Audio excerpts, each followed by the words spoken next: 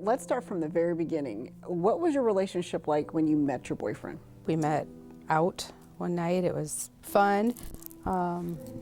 We hung out. We moved in together relatively quickly. So when did your relationship change? There was impatience, there was jealousy, those sorts of things. So I can't really remember necessarily the first time that he hit me. Was there anything that made you go, aha, something's wrong, before he even hit you? Was he like mentally abusive too? Just lots of put downs, lots of jealousy, questioning where I went or what I did, questioning who I was. Did you personally just try to hide it, or what? Yes. What did you do to hide it? Not go to work if I would have bruises. A lot of times he hid it in the sense of he wouldn't necessarily hit me about my head or face. My family didn't know I was in this relationship. I didn't want law school to know. I didn't want my work to know.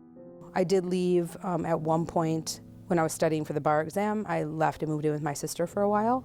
So I thought about leaving then, but I ultimately went back. You know, there's lots of threats if I didn't come back, how I would be destroyed or how I'd be hurt.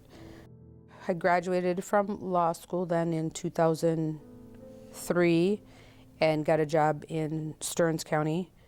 He moved up there with me, and it was at that point things escalated before that, and things really escalated once we moved up there. I had told my friend, let's see, probably a couple months before that, that if I didn't show up for work, that she should call and get somebody there because something bad had probably happened. I often would leave and go stay in my office because I could get in after hours. I had a bag packed there. I knew he couldn't get in there. So I went back to my apartment.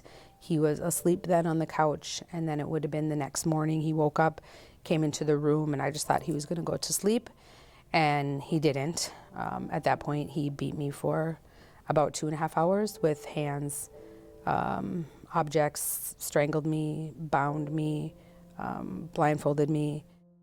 I was beaten really to the point of being unrecognizable, even to myself. You know, I tried to sound like everything was fine. Yep. And she said, are you okay? And I said, nope.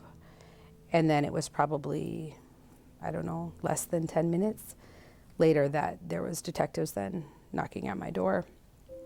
He didn't stop beating me then. There was still belts. There was a studded belt that he beat me with. And then he ultimately answered the door with a belt in his hand. If they hadn't showed up, what do you think would have happened to you? Oh, I wouldn't be sitting here. He wouldn't have stopped. I know he wouldn't have stopped. Oh, I had a severe concussion, ruptured eardrum, and then just severe bruising. Took a long time for the bruising to heal. You know, I had kept this really big secret for many, many years, and now it really could have easily been front page news.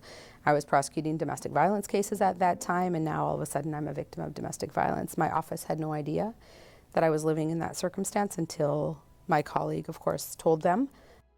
The healing of my face and my bruises was infinitely easier than the healing of my mind and my spirit.